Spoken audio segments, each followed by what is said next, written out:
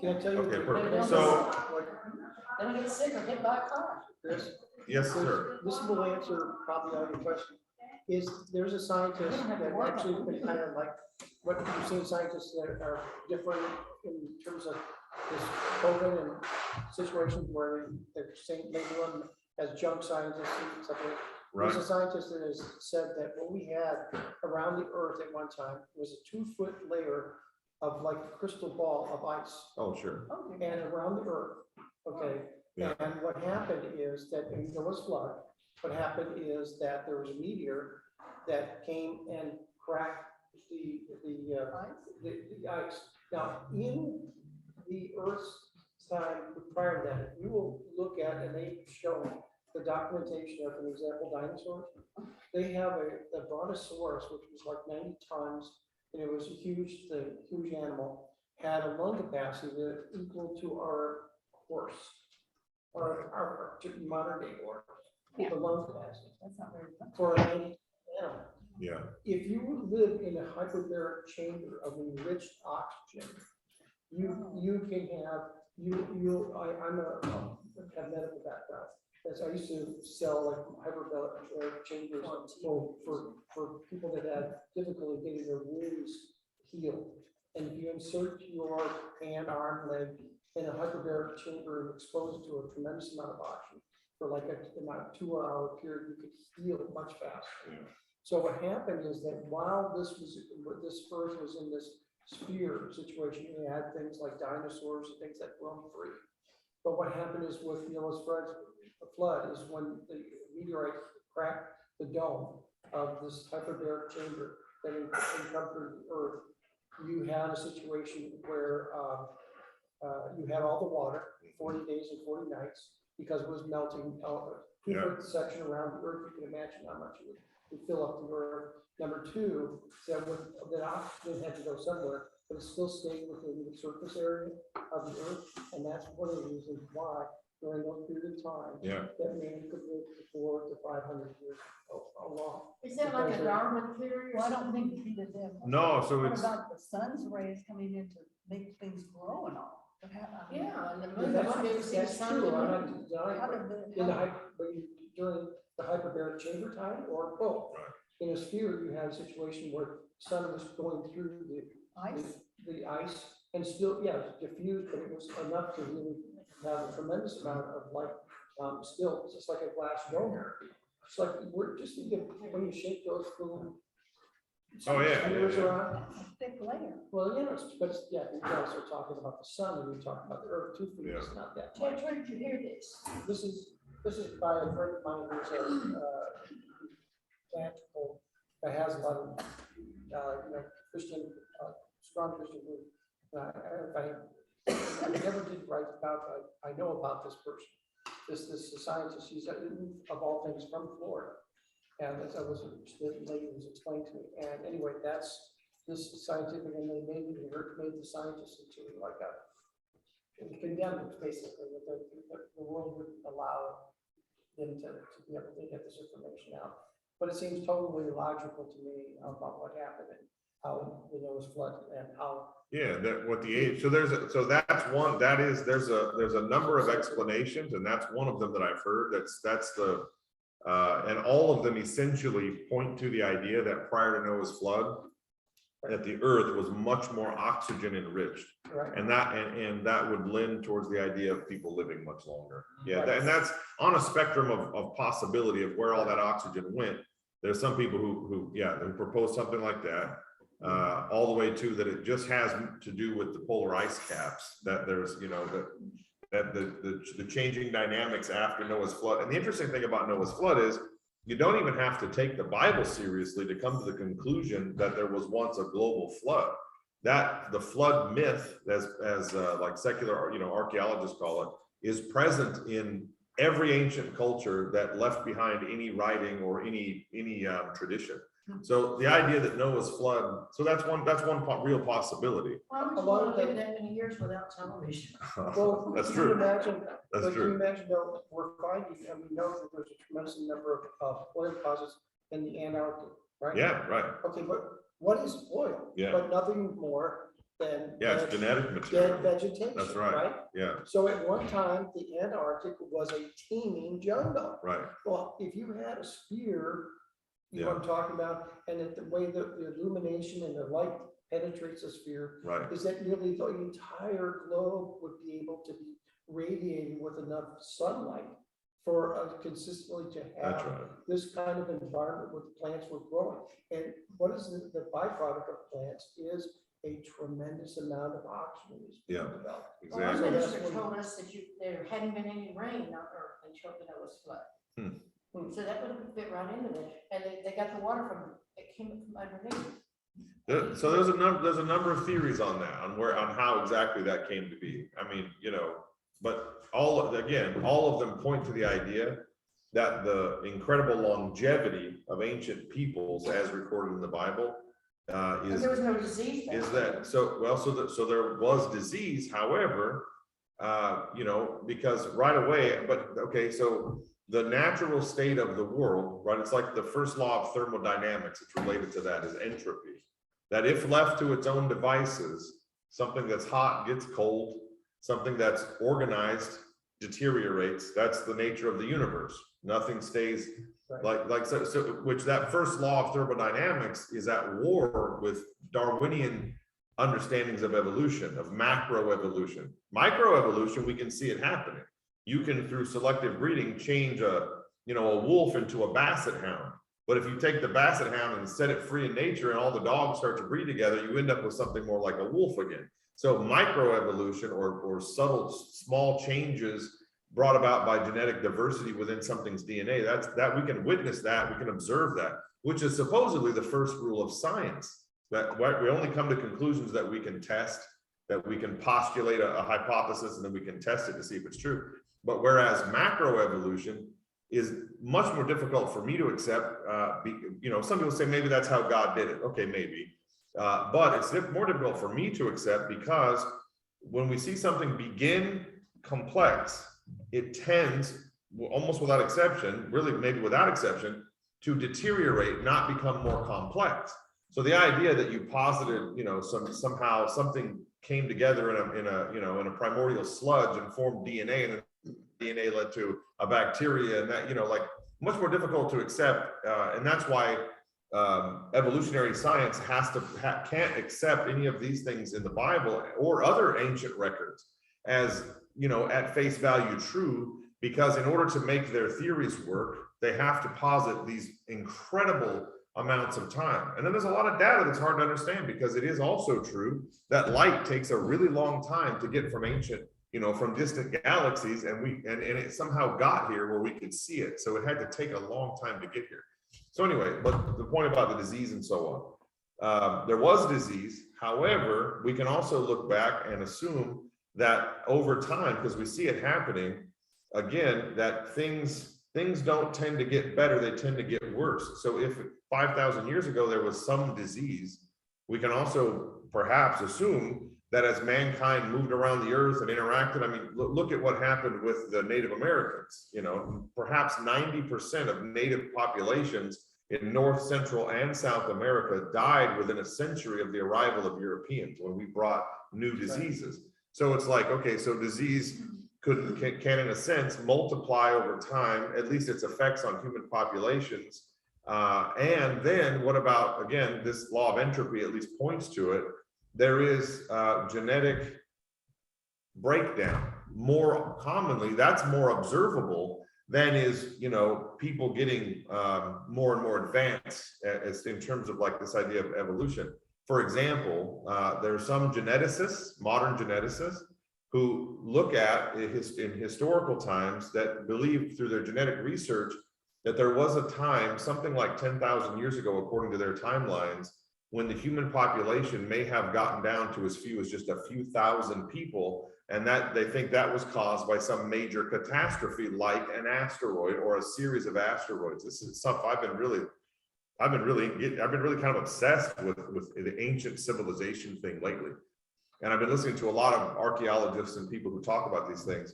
There's evidence for ancient cultures that maybe were thriving much more advanced than we've ever given them credit for in places like South America. There's evidence of water erosion, for example, on the Sphinx on the Giza Plateau near the Great Pyramid, the three on the Giza Plateau and the Great One. There's evidence that modern archaeologists have discovered that is like plainly water erosion as they've dug deeper down in the sand around the Sphinx. But according to most, accepted science and archaeology and historiology, there's not supposed to have been water on that plateau, according to the geological timelines, for like tens of thousands of years.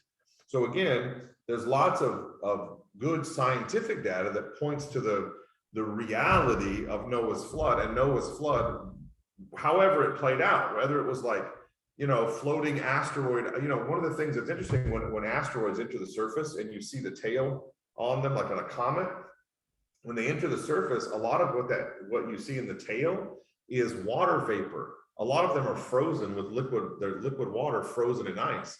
So the idea that there was once a bunch of ice floating around orbiting the Earth, that's a real possibility, and something happened that caused it to maybe increase the water. Water is made of 2 parts oxygen, and so that oxygen could get consumed after the flood. This is one thing that AIG, Angiogenesis, posits as a real possibility, directly related to the lifespan of people. Because like Ted said, if you go into a hyperbaric chambers, a lot of people doing that these days. There's a lot of athletes that, like famously Mike Tyson is 55 years old and just had a professional boxing match against another 55-year-old, and they were greats back in the 90s and 80s and 90s. And these two guys, they're through new training methods like stem cell harvesting that they're putting into their knees and their joints for recovery. One of the things they do, and hyperbaric chambers and all of these things, their recovery is much greater. So guys in their, when I was a kid, somebody who was 55 was like an old man. I mean, the 55-year-old men I knew, none of them would be athletic. Like, I'm sure some were, but like not really very many. But today, with better nutrition, hyperbaric chambers, for example, you can see people extending their vitality of life much longer than they used to. Look how many people we have in this congregation that are almost certainly going to reach 100 years old. It's like really something. So anyway, to answer that question, which is a common question, there are a number of potential answers for it, none of which are out of the realm of reasonable understanding, even in connection with modern science. Because like Ted said, if you put your arm with a wound into a hyperbaric chamber, your body responds to that oxygen. And if you lay in a hyperbaric chamber regularly and breathe in pure O2, or look what we do. I was just over at Clem's house the other day, Clem Sheffer, Pat and Clem. I was just over there Monday visiting with them, and he's taking oxygen at night. And it's helping his health tremendously. He was Breathing in pure oxygen. They called his kids in and said, "You just got a few days to live." Right, and he's 94. He's walking around. He's doing, he's not going to run a marathon anytime soon, Clem. But so the likelihood that if from birth the oxygen saturation of the atmosphere of the Earth was, say, 2 or 3 or 4 times greater, that might make a real big difference. Like, for example, when I was a kid living in Butte, Montana, in the Rocky Mountains, a mile-high elevation. Butte is just like Denver, although nothing as nice as Denver. It's a mile high. And we would train, and we're training hard and running there, and it's harder to run there because there's less oxygen. And then you go down to lower elevations, and you have greater endurance because you're getting more oxygen. It's really from Reno down to here to sea level. Oh yeah, right. 4,029 feet was the lowest point in Reno. Right. The airport. 4,000. Yeah, absolutely. And we come down here and I lived at one time at 7,029 feet was my front doorstep in Lake Tahoe. Oh, sure. Yeah.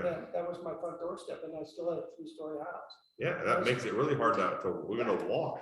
The minister that told us about the not having rain, that it came from under, also told us that they had no mold, or because Noah got drunk on the ark, he said, because the fruit molded, and he ate of the fruit and it made him drunk because it turned to wine. So again, like it could be. So again, in all these questions, unfortunately, whether it's biblical or extra biblical data, we don't have as much, We don't have the Encyclopedia Britannica of all that happened that we wish we did. Partially because, like, over the centuries, people have destroyed so much history when they've been afraid of it. You know, right now, it's one of the great tragedies. Right now, ISIS, one of the things that I think is evidence of how brutal and horrible some of the backwards thoughts are. They in Iraq, after American troops left, and even before that, they took sledgehammers to ancient Babylonian artifacts that Saddam Hussein's people had acquired in a bunch of these beautiful museums. You know, and now regardless of how they felt about the Babylonians for their, you know, sin and whatever, why I'm sure that's why they hate them. You know, you go destroying ancient artifacts that could have some information in them that people might find valuable later, or famously the burning of the library at Alexandria. Right. You know, like who knows what mathematical treasures were there. There's always been zealots, you know, there's always been people that want to destroy what they think shouldn't be. So I think, oh, for sure. I think one of the beautiful things. That's why so many people are upset right now that people are being banned on the internet and stuff like that. For why? Because their voice is not being heard. For talking, right? For sharing ideas. Like who knows if that's true? There's another field of study that I find fascinating in geology. If I just had 87 hours in a day, I'd research more things. There's another in the field of geology that I think is fascinating. Is some geologists have proposed in recent times, like in the last 20 years, that maybe our understanding of the layers of the earth are that maybe it's not accurate, that maybe the thickness of the crust and the what comes next, the mantle and then the magma layer and then the core, that maybe the structures underground are different than we've imagined, because normally it gets too hot for drills once they go, I want to say 4,000 feet or something like that. Yeah. Once you get to that level, and we assume that the heat is coming from that magma layer or the mantle, between the mantle and the crust.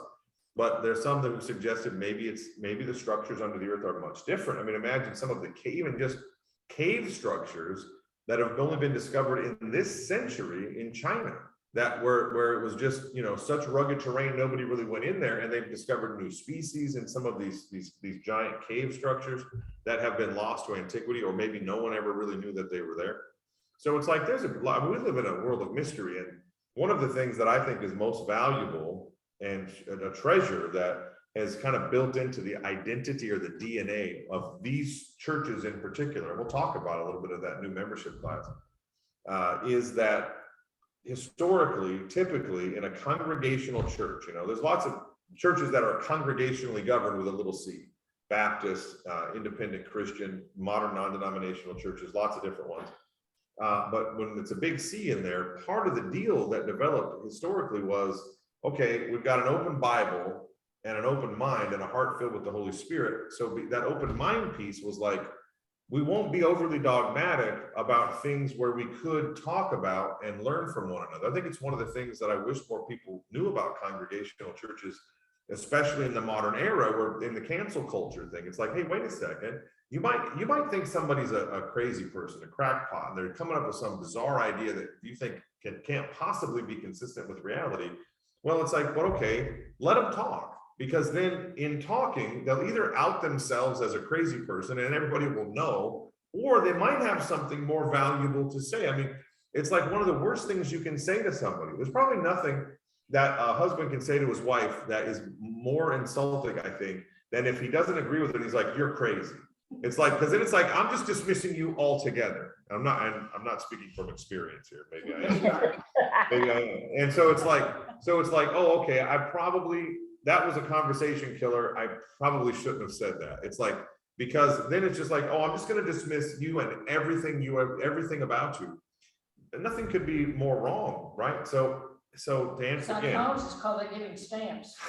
That's right. So to answer your question, though, in the most roundabout way, with a lot of different possibilities, we don't know exactly. But again, there's no reason in the text this is my answer. There's no reason in the text to assume that the biblical writers didn't mean what they said when it came to the ages of people, because why would they say that?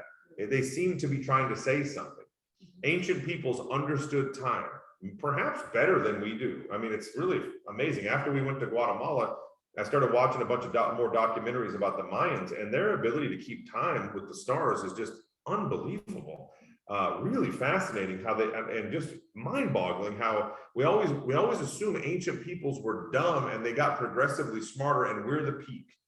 I don't really think that. Sometimes I think that Noah's flood wiped out some people groups that had advanced, and maybe some of what they knew was lost, and we're recovering some of those things. There's a number of scholars today that really think that, because they think the Giza Plateau is much older than we've been given it, than it's been given credit for. So there's no reason to think that wasn't real in the text. Historically, they understood time. And then thirdly, again, with evidences like hyperbaric chambers, we can't, if we take Noah's flood literally, we can assume, or at least extrapolate, the great possibility that pre-flood conditions on the earth were much different than they are today. So maybe people really lived that long. I know someone in Haiti who claims to be 130 years old. Partially, I think that maybe they just, maybe they didn't keep good track of time up in the mountains. But you do hear about that occasionally, people living well past 100 years and even thriving, especially in the Far East. So yeah, so that's okay. So there's the answer to that, but that's directly related to the study, so no worries. Okay, so let's get into the study. Let's get into what I've been saying we're going to do for 2 weeks. However, I think that it's been helpful to talk about covenants and dispensations. I think everybody found that pretty interesting. And I certainly enjoy talking about those things. It's some of those ideas are key to understanding the structure of the Bible. And specifically, and if you're looking at the print handout or the PDF, you'll find what I'm about to say and read on page 3. So let's take a look at that. You look at page 3 of that handout. And oh yeah, we never did pray. Let's pray. Heavenly Father, we praise you, God, today, and we just ask your blessing on this time and on this study. We appreciate an environment where we can ask questions and meander our way through Scripture, and we thank you that in our meandering, you guide us to the truth, and we ask your presence in that way, in Jesus' name, amen. Amen. Let's see, so you can look at page 3 on that, what says week 5, which is really just session 5. So if you look down on page 3, okay. It begins with, and I'm just going to read this part, and then we'll talk about some of these things. It begins with, in Genesis 15:17. You see that just down into the page. A smoking fire pot passes between the pieces of Abraham's sacrifice. Okay, so I'm going to go to Genesis 15 just to refresh our memory, because we've been talking. We read it, and then we started talking about other things. This is God's covenant with Abraham, where he's telling him, making all these promises about what he's going to do, making his descendants like the stars, and possessing a land. And even tells him in 15:15, as for you, you'll die in peace and be buried at a ripe old age. And so this is all part of the Abrahamic covenant. And he says here, let's see, in verse 4, verse 5, and he brought him outside, looked towards heaven. That's where he's telling him your descendants will be like the number of the stars. We talked a little bit about that. We're the spiritual inheritance of that, and literal genetic physical Israel is the literal physical descendant of that, or heirs of that promise. And then he says, here it is in verse 9, he said to him, bring me a heifer, a female cow, 3 years old, a female goat, 3 years old, a ram, 3 years old, a turtle dove, and a young pigeon. And then in Genesis 15:10, he brought him all these, cut them in half, and laid each half over against the other. So he cut the animals in half, and he lays half of them over here, half of them over here. This was common practice when covenants were made in the ancient world, especially in the ancient Near East, in the Holy Land area. So he sets each half of the animal on each side of the animals. And when the birds of prey came down on the carcasses, Abraham drove them away. And as the sun was going down, Genesis 15:12, a deep sleep fell on Abraham. And behold, dreadful and great darkness fell upon him. So he enters into this great darkness. 15:13. Then the Lord said to Abraham, know for certain that your offspring will be sojourners in a land that is not theirs, and will be servants there, and they will be afflicted for 400 years.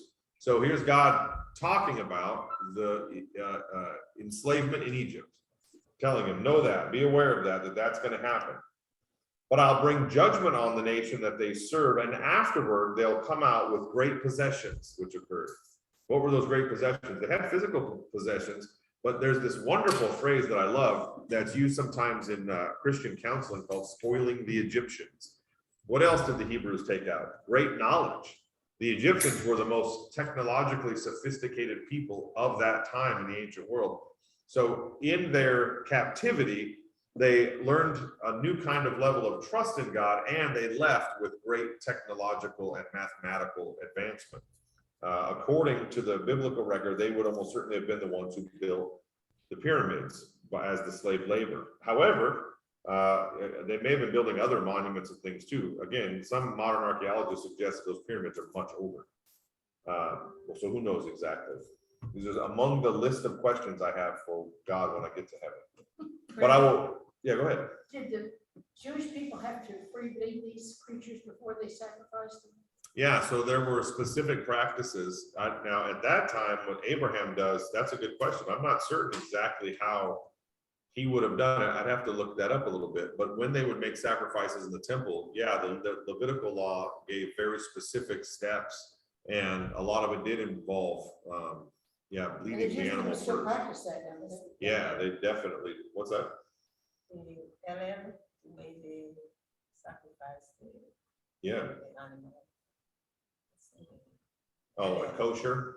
Yes. You're talking, yeah, so to this day, in terms of meat they're gonna eat, Yeah. they have to follow kosher dietary laws, which That's involve, free bleed. yeah, My involve father the used free to kill bleeding. pigs and cows and things, but that's, Yeah. cut the, hang them by the heels and cut the throat of free bleeding. Really? And we weren't Jewish, but that's how you kept And the preserve the meat. Muslims do the same Right. thing with the animals. Sure. They do that. Muslims do What as did well. she say? I can't hear.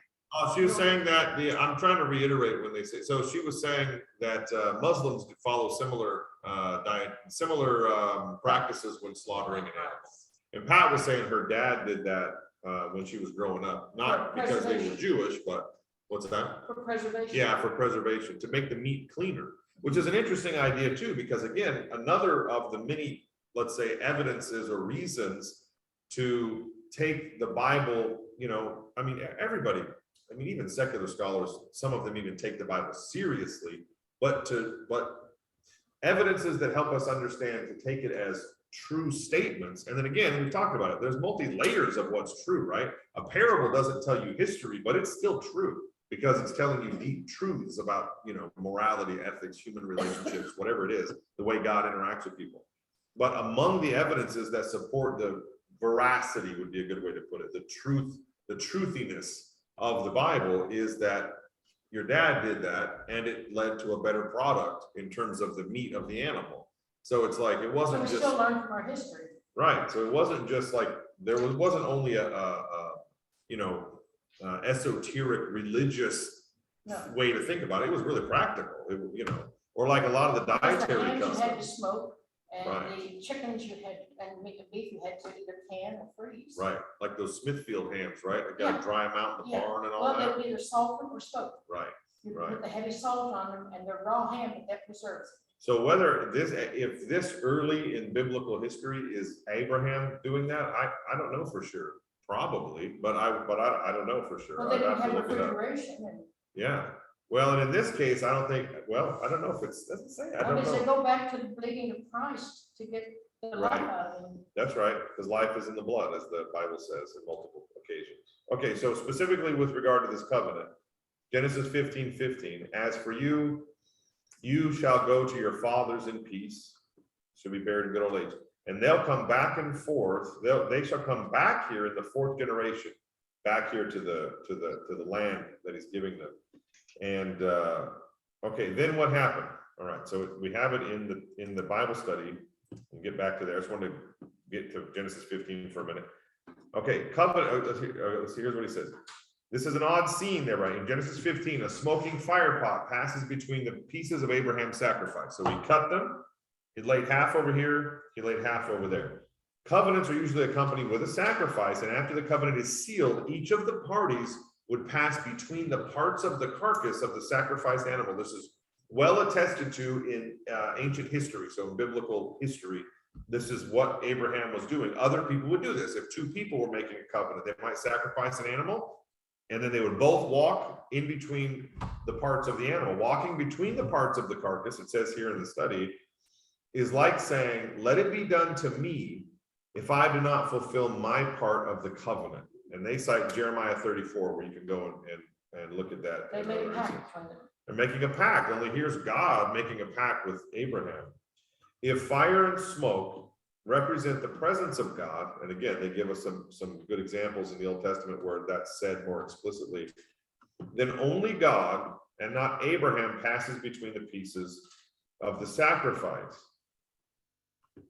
Let me say that again because there's a question. If fire and smoke represent the presence of God, which is he passes between, he's holding a pot that's producing fire and smoke, then only God and not Abraham passes between the sacrifice.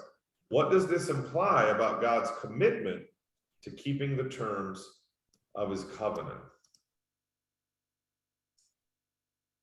That's kind of a hard question. That is that because he accepts the burdens of human beings? Sure, I think you could say through that. Christianity? I think the writer of the study asked it in a pretty open way. Sure.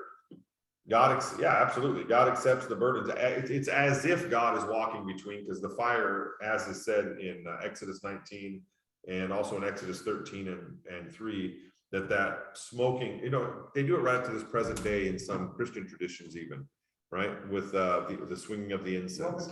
Roman Catholics, I think Greek Orthodox do it. I think maybe sometimes Anglicans do it, I'm not sure. And so that's representative that God made this covenant. So it's as if God's passing through the covenant with him. Although, God is the summum bonum, the highest good. There's no way that he's going to break his covenant, Yeah, but to relate to mankind, he had to come down in some ways to mankind's level for him to understand. Right, absolutely. Absolutely. So let's read on. Abraham's remarkable encounter with God in Genesis 15 has not cured his faithlessness. What consequences does Abraham's faithless inability to trust God for the fulfillment of the promise have in Genesis 16?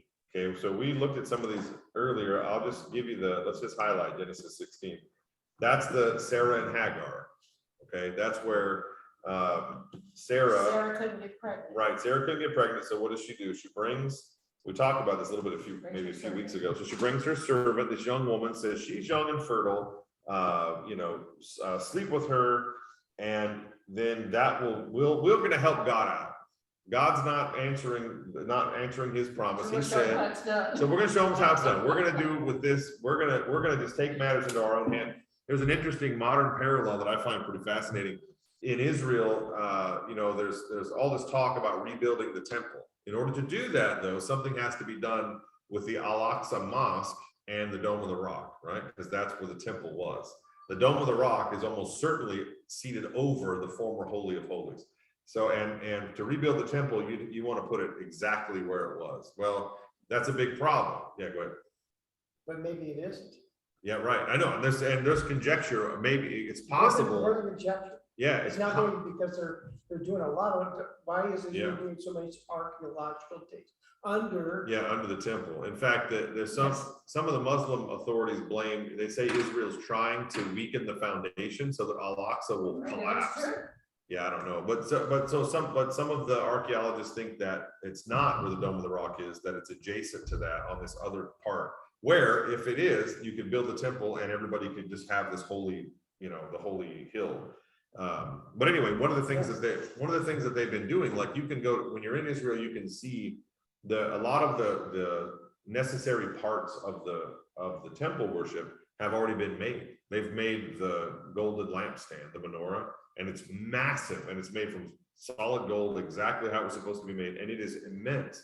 And they have a model of it on display on a little hill across from the temple. I mean, this is now 13 years since I've been there, but across the hill from the temple on this little kind of plaza where you could see it. and then you see the Temple Mount in the background. So people go there and take pictures and whatever.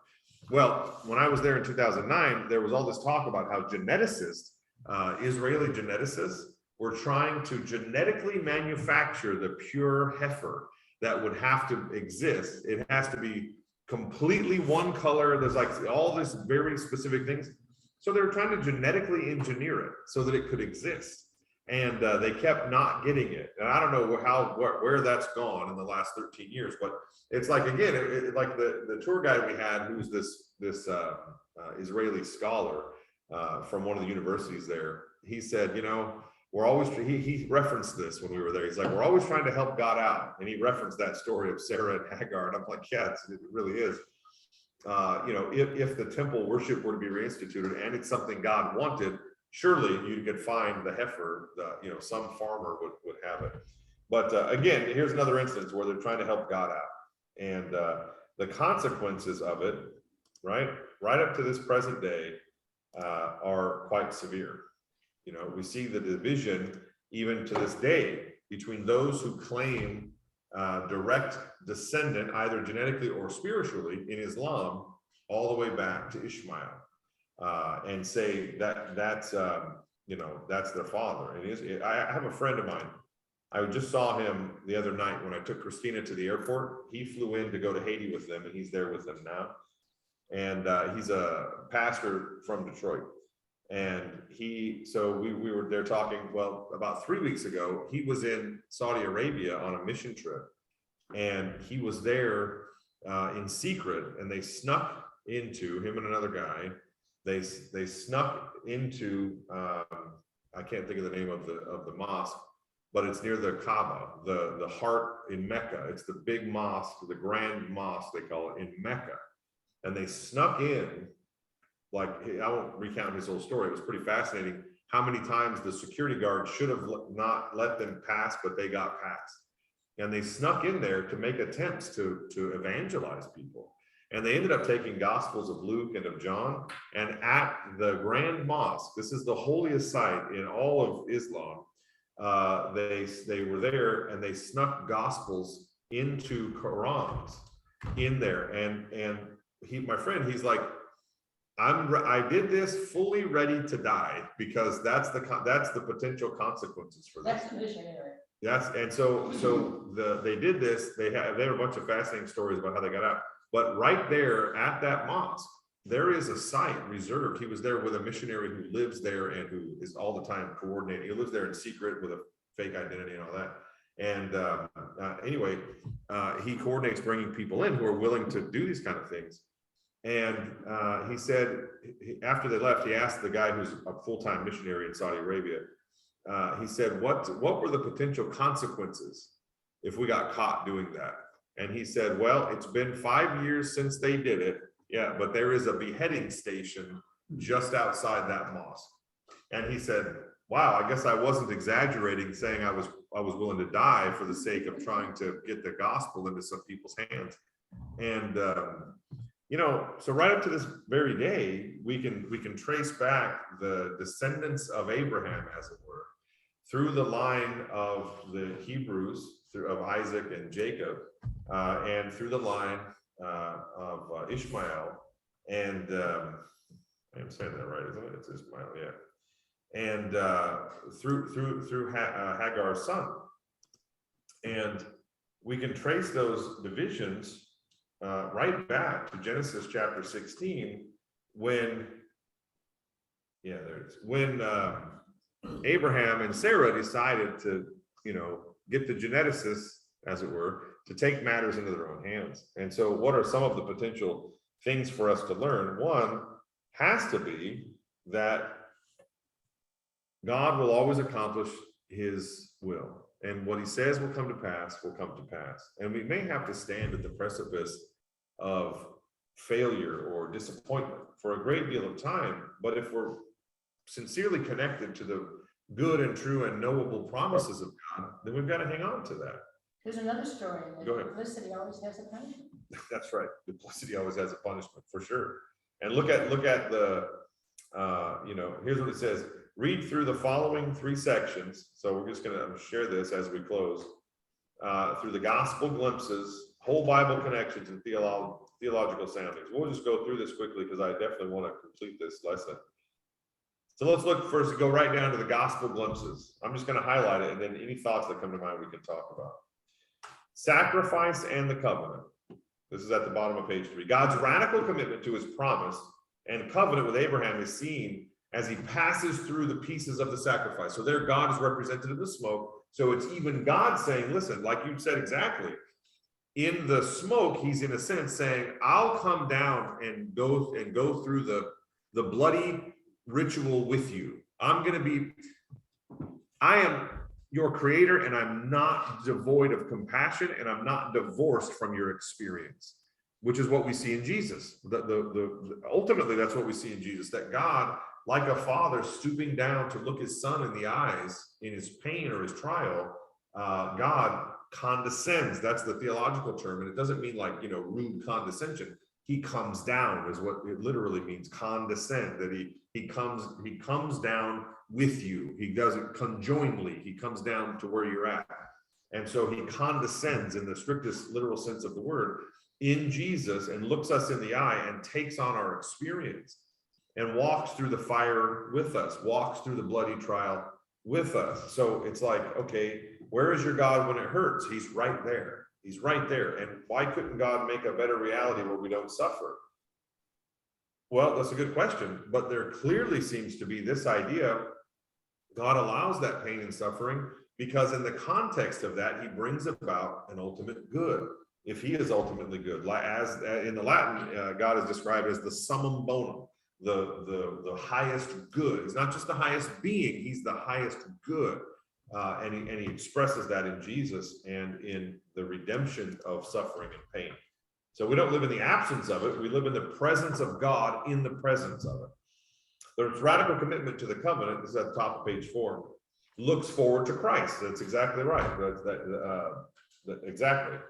Whom took upon himself the curse of the covenant. In Galatians 3:13, it says, Christ redeemed us from the curse of the law by becoming a curse for us. For it is written, cursed is everyone who hangs on a tree. That is, those who are crucified, which by every metric is the worst way to be put to death. By every conceivable metric.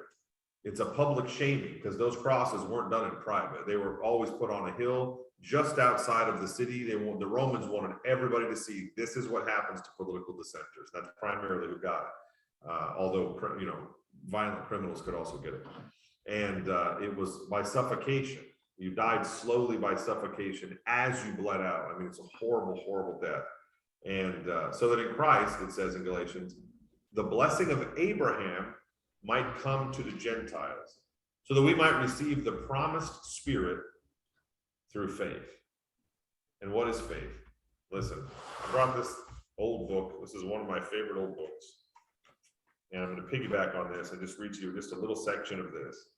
Today, it seems like, like when we talk about this stuff, like Susan, that's a good question. I mean, those are the kind of questions I think any thinking person should ask of Genesis. Is that flood just a story? Did it happen? How the heck could somebody live to be 400 years old? Like, that's a good question. Like, any rational person, 900, yeah, or examples of 900. How can these things be? God can do anything. Precisely.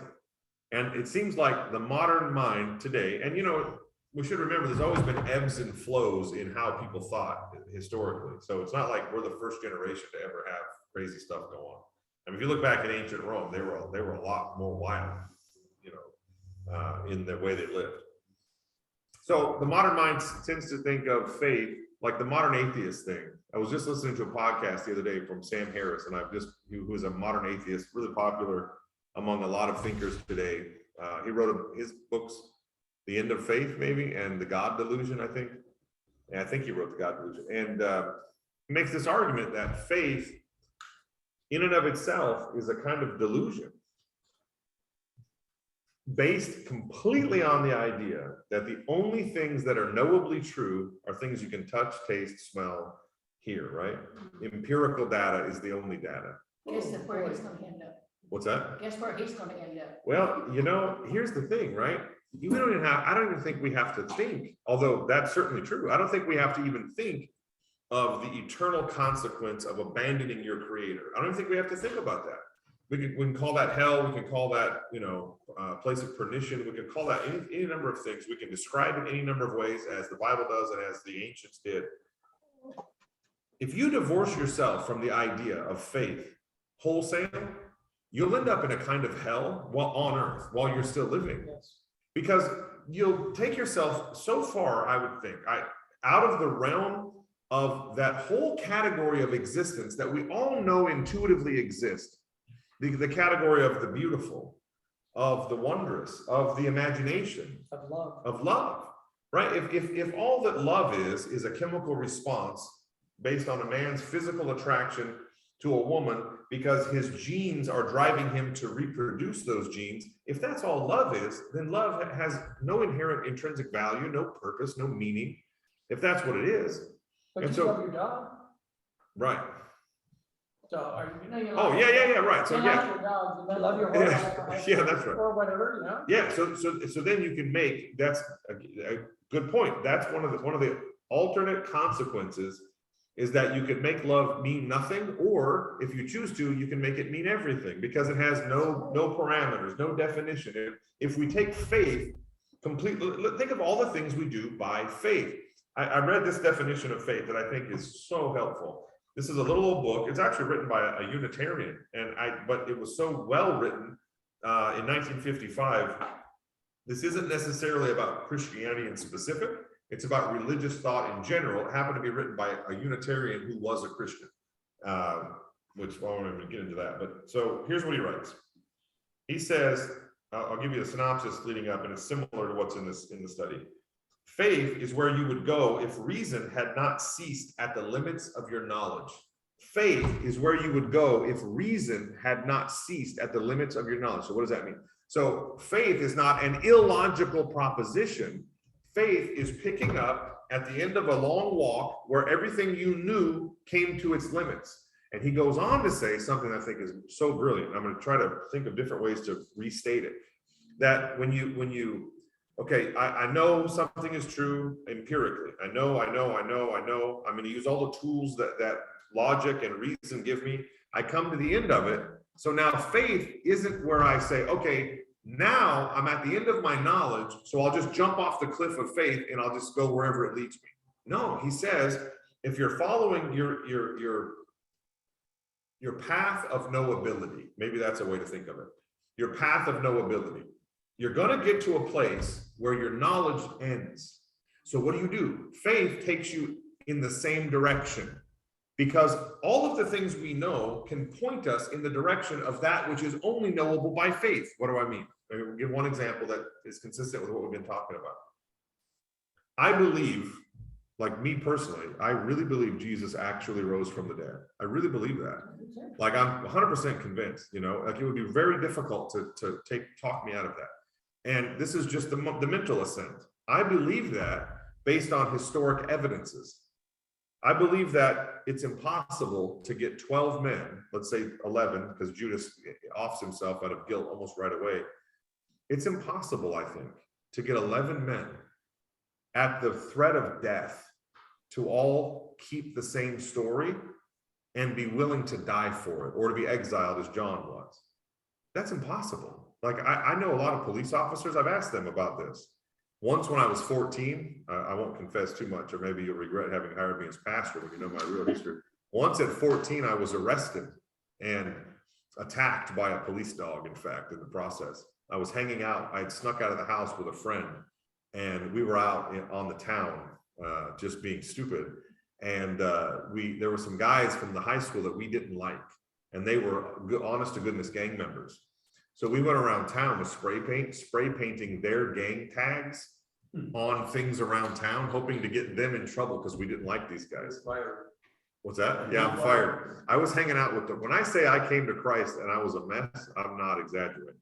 And we ended up getting arrested, and then we were so stupid. Me and just one other guy couldn't keep the same lie together. Just me and just one other guy under a little bit of pressure and a little bit of scrutiny. And all we ended up getting was some probation and some fines, and we had to go clean the walls that we painted.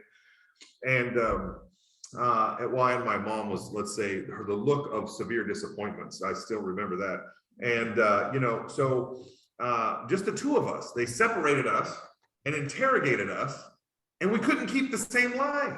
And they played the little game. Well, Frank, his name was, Frank already told us what happened and why there's paint on your gloves. I'm like, he did what? And, you know, and before you know it, right, we couldn't even keep the same lie. And the threat was rather nominal. Nobody was going to jail. 11 men all kept the same lie. And then people say, skeptics say, okay, well, they had something to gain. They were establishing a religion. They were all martyrs. So what did they get out of that? Nothing. And again, I don't assume that ancient peoples were stupid and we're somehow smarter than them. In fact, I tend to think it's the opposite. I think they had a much better grasp on the human experience, and though we have a better grasp on technology. Chris, don't you think that faith and reason go hand in hand? If something's been done and you want to do it too, and you do everything you know how to do, you don't give up and say it can't be done. There's reason to tell you it was done. Absolutely. That's right. 100%. That's exactly the kind of thing I'm saying. So the evidences point you to the rationality of faith, right? So if Jesus really rose from the dead, then I'm willing to say, well, Jesus quoted the whole Old Testament. So I'm going to take the Old Testament seriously. People saw him after he rose. People saw at least 500, and the ancient records. You know that there's only 3 pieces of extant manuscripts, like actual documents, that tell us that Caesar was once, you know, the emperor in Rome. Only 3. There's only 3, and they're ancient histories, right? There are more than 26,000 pieces of manuscript evidence of the New Testament that exist in libraries in the Vatican and in private holdings all over the world. So it's like, wait a second. So I take Caesar seriously. I take that history seriously because I can also find his name inscribed on a few things now archaeologists have. Well, again, archaeological evidence keeps supporting the history of the Bible, the historicity of it. But it's not the archaeological evidence that necessarily, you know, that has an end. And then I have to keep going in that same direction. Christina is not at home right now. We've been married almost 22 years. And, you know, she's not at home. She's in another country. Okay. But you know she's coming back. That's good. I know she's coming back. Because her husband. I know she's still my wife.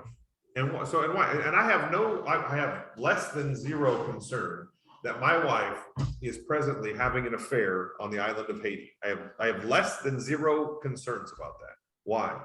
Well, faith. Based on the evidence of her past faithfulness. So it's like, I don't even have to give that a second thought. I don't have to give that a consideration. She's awful cute. You better be careful. She's very cute and she's losing weight. But a lot of Haitian men, frankly, like rounder women. So she's probably doing, it's good for her to keep losing weight. They'll lose it. And I once had this is a stupid story. I once had a Haitian man offer me 2 Haitian women to trade for a good friend of mine who at that time was over 400 pounds, because he said, I like big girls. And I'm like, and then her husband was there, and my friend said, what did he say? I said, I can't translate that in front of Donnie. And Donnie goes, what did she say? Or what did he say? And I told him, and Donnie said, well, that is a good deal. And he got smacked upside the head. But that's beside the point. So again, though, right? So faith isn't an alternative to reason. I think this definition of faith is very helpful. It's like reason and evidence takes me on a path in a certain direction. And when I run out of knowledge, I can logically continue along that same path in faith. So they go hand in hand, like you said, they go hand in hand. The evidence is, you know, we should be careful of blind leap in the dark faith that isn't supported by evidences. But the thing is, the church isn't asking you to do that. No reasonable Christian leader is asking you to do that, and not if they've investigated just a little bit of the evidences supporting Christianity and even just religious thought in general. And then when you get to Jesus, it gets so concrete and specific that I'm convinced that all other intimations of human religion are really shadows of what the one true God has done through Israel and then through Christ. There's a poem been written about faith, and that, have you ever heard it? Somebody said that couldn't be done, but I with a chuckle replied that maybe it couldn't, but I would be one who wouldn't say so till I tried. So I buckled right in with a bit of a grin on my face. If I worried, I hid it. I started to sing as I tackled the thing. It couldn't be done, but I did it. Oh, that's awesome. That's awesome. You have it memorized too. That's fabulous. Yeah. Every month, I I love it. memorize a poem every month in grade school, and I remember Yeah. all of them. I can't remember where to put my But she phone, forgot I your remember name, those. Rose? But she forgot Roland's name, he says. Right, That's funny. don't ask me my name, but. So, Don't we have to have faith in Go God's ahead. will? oh, for sure. I mean, Yeah. I think, you know, you're given a terminal disease. You pray for a miracle because you'd like to see life go on. But you pray for, you have faith that God, it's in God's hand and God's will be done. Right. I think faith has a lot to do with God's will. I think 100%. You know, one of the things I have in my Bible software, which I open every day. First thing, I open my Bible software either on my laptop or on my phone or my Kindle, and I have in there a little collection of books saved as daily office, which is what some people call their morning prayer, the daily office. And one of the books is, I was just looking at it this morning, is it's the Book of Saints. It's a Catholic book. I don't read it necessarily the same way Catholics might, because I'm not going to say a prayer to any of these saints. I don't think that's the point. In fact, I think that's kind of a distraction from the point. Instead, I read the stories of saints because I find that to be super inspirational. You know, I'm not going to pray to them, ask them to intercede for me, but I'm going to read about their lives. And one of the common threads in reading the Book of Saints is this thing that you find in all of them, right? So whether they should be sainted or not, take that for what it's worth.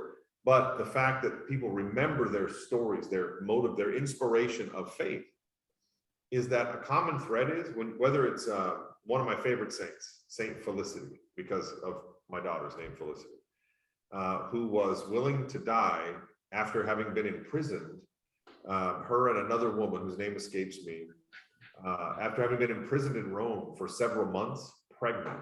And she said, fine, martyr me. Just let me have the baby first. And so this other woman agreed to stay with her in prison. She had the baby. The baby went to a family and they martyred her. And they martyred her just because of her outspoken faith. Or many of the others. The point here is the one thing you find common to all of these saints, which is to say those examples of faith, is they had a kind of sublime acceptance of the will of God as a central part of their faith. So like what you're saying, Marilyn, I think is 100% true. And we can see it exemplified in the lives. We don't even have to look at the Book of Saints and look at ancient believers who did something so tremendous or noteworthy for God. We can look in the lives of those we know who live a life, let's say, on mission for God to the fullest extent that inspire us. And it's like, without exception, I think one of the things you see in their lives is a maybe not total, because maybe total is not possible, but an increasing conviction that acceptance of the will of God, whatsoever comes, is better than the bitterness that wars against our faith when we try to make bargains with God or when we try to make bargains with the world. And it's like, to the extent that we let go, this is what Jesus is saying. He who seeks his life will lose it. He who loses his life for my sake, he'll find it.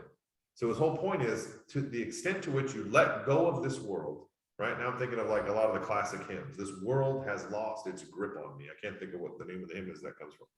This world has lost its grip on me. And it's like the extent to which we let go and the world has less and less of a grip on us, the greater extent to which we see the eternal. You know, why was it that so many believers in the Middle Ages or going back into Rome were willing to be martyred? You know, a lot of martyrs during the Reformation, they went to the gallows or they went to the stake to be burned singing hymns. And why? Because they were convinced, they were so completely convinced, their worldview was so completely and totally given over to the trust of the will of God that they said, today, like the thief on the cross, I'll be with him in paradise. Burn me if you must, and I'll sing his praises on the way out, because it's not me who's afraid, it's you who's afraid. For example, those who had distributed the Bible in their own language, and then they got burned for it. And they say, look, I didn't do nothing wrong. I'm not afraid. You should be afraid for what you're doing. And you are afraid. You're afraid of the truth. And so, yeah, I think that's an excellent point, for sure. In the history of the Christian during the Constantine, that's exactly what happened. Yeah. All of that martyrdom led to the point where the Romans were like the Egyptians, where they were the plague, etc.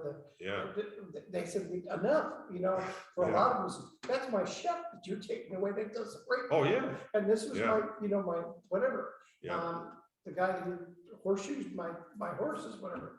But the point is that they had enough, and oh, it took the thrill out of what they were doing in the Colosseum, Absolutely. killing them, because they did exactly what Jesus said. He said, if you're compelled to go 1 mile, go with them 2. And if somebody slaps you on the cheek, turn to them the other cheek. So these Christians robbed the Roman spectators of the privilege of watching Christians die in agony in their, their gross Roman games by saying, fine, do it. I'll lay here and let the lion eat me, and I'll sing a hymn on the way, right? A kind of faith that's like Susan's cringing, like this, a kind of faith that's almost unimaginable and only possible to the extent that we, and we're not going to be 100 out here, like Saint Felicity. We're not going to be 100 out here. We'll maybe start just cringing, saying, "Go, God, let that cup pass from me." But even Jesus prayed. So don't think you're unspiritual. Even Jesus prayed, if it be possible, let this cup of wrath pass from me, because it's not fun. And we're not going to always be out here at 100. We're not going to be Mother Teresa. But it's like a life where the needle is constantly shifting more and more in the direction of trusting God. And we'll find our anxiety dissipate because this world will have less of a grip on us. We'll find our faith increasing because we'll be looking more and more towards heaven, even if only the older we get. Chris, where did the Catholics get the idea that you can pray through a saint instead of directly to God? So it's really indirect. I don't think there's a good biblical argument for it, but remember, in Catholic thinking, there's the Bible, and then there's the magisterium, that is the teaching of the church, and they're pretty much equals, right? So it's like, so if the church tradition says something, then that the Bible doesn't necessarily trump it, although that's not to say Catholics don't take the Bible seriously, because that's not true either. But whereas in our tradition, which I think is more consistent with what the early church, because remember the early church they were following Jesus without the Bible. They produced the Bible. The Holy Spirit was producing it through them, which again is also an argument in favor of trusting in tradition. So that's pretty much what it is, though, because then they look at the text. On this subject, I think some Catholic scholars, I think they just go along with it, because it seems to me some of them are too brilliant to accept it the way that they do. Because in the Bible, they'll use arguments like the book of Hebrews, where Paul tells us to, probably Paul wrote it, tells us to press on towards the upward call in Jesus Christ, and that there's a great cloud of witnesses surrounding us, cheering us on in Hebrews 13. But that doesn't tell you to pray to them. It just says that they exist. So I think it's extra biblical. You think it started out as ignorance because here's a holy man, he can get to God closer than I can. Yeah. So I'll get him to pray. And remember, especially in much of Christian history and much of Western history, people were illiterate Yeah, to right. big swaths. So it may have even been well intentioned. Like, hey, you know what? You're fairly uneducated, you're illiterate. But I'll hey, pray for you. remember this. I'll pray for you. And remember Saint Felicity, how she had that strong faith. You should ask her for comfort. And it's like, okay, I'll do that. And so that's why, like, I know we'll have to wrap this up, but one of my early mentors, Ken Gangle, he was a very prominent guy. He's since gone home to be with the Lord. He was one of the vice presidents at Dallas Theological Seminary. Chuck Swindoll was his best friend. Like, he's a super prominent guy. And Ken, one time, we were talking about Catholics, and he said, just remember that a lot of these things, we hold so much in common with them. The best way to minister to a person with a Catholic background is to respect the commonality and remember that our traditions came out of the Catholic Church. So it's like, if you pray to a saint, does that make you damnable? I don't think so. I just think it's unnecessary. It's just like extra. I don't think it's, but like, my mother-in-law with her, whatever, with her medals and all that, it's like, I know she doesn't think those have magical power, but I think they're extra. Some people get superstitious about them too. So there's dangers there. But like I said, I own Catholic books. I like the Book of Saints. I mean, what were you saying, Maisie? It's something to hold on to. That's right. So there's something beautiful to that too, isn't there? Like, sometimes I'm jealous over some Catholic things, because it's like, okay, pray the rosary. Well, I'm convinced that sometimes we miss out on the mind, body, spirit experience. Whereas like if you're holding that rosary, I've heard Catholics say, look, I'm just That's praying just to a recipe God. book as far as I'm concerned. Recipe book, exactly. So like there's nothing inherently wrong with it. It can be a problem if you use it wrongly. If you go to Latin America, a lot of Latin American Christians are really superstitious. In Haiti, they practice voodoo and they go to their Catholic priest, and it's like, that's not right. So then they become very sort of superstitious and magical thinking. I don't think that's very healthy. You But used if to have a you're, Catholic priest come to Father Black and. he would yeah, come there's one- pictures on the wall over there. Yeah, he would come, one day he said, I like coming here because you all have Christ off the cross, we still Right. got him on the cross. Yeah, and that, I struggle with that crucifix symbology Yeah. too. It's like, but you know, if you're holding the rosary and you're praying, and then it's tactile, you know. And it keeps you something on you- course. Pray. Yeah. There are some people, Christians who don't pray as much or should be Yeah. praying. Yeah. They hold on to the rosary and they pray regardless of, Yeah, it reminds them, Yeah. you know. it's Yeah, a, yeah. it's, Yeah. yeah, Put those ABC, effort, ESV, we have to put whatever. effort to Yeah. pray. And It's a- some of it- us don't pray, so that's right. it would keep them in touch with. Yeah. Yeah, it helps to With make a God more and- disciplined faith, Yes, right? it's discipline. Absolutely. Like Yeah, my, mine doesn't wander yeah. if you're counting off something. One of my early pastors, this guy, Paul Killingsworth, when Christina became, when we joined his church, this Assemblies of God church, he said, and I quote, he said, Catholics make the best charismatics. He was a Pentecostal guy. He's like, because they got the discipline down. Now I'm gonna introduce them to the Holy Spirit. He's like, and that's the best kind of Christian you could ever find. And I always remember that. I'm like, yeah, that's a good point. So, okay, well, thanks everybody for coming. I'm glad we mostly got into this. Thank you. Yeah, God bless you guys today. Sandy, God bless you. Bruce, I'm glad to see you. Robin. And then it says Ephraim, but actually I'm using Ephraim's account to make two cameras happen. Him and Sebastian probably they probably slept in today and they're gonna give me some excuse like they were cleaning the kitchen or something. I doubt it. We'll see you guys. God bless you. Bye. Hi, now. Bye. Yeah, but I've got all the kids. Oh, okay. Yeah, I don't mess around.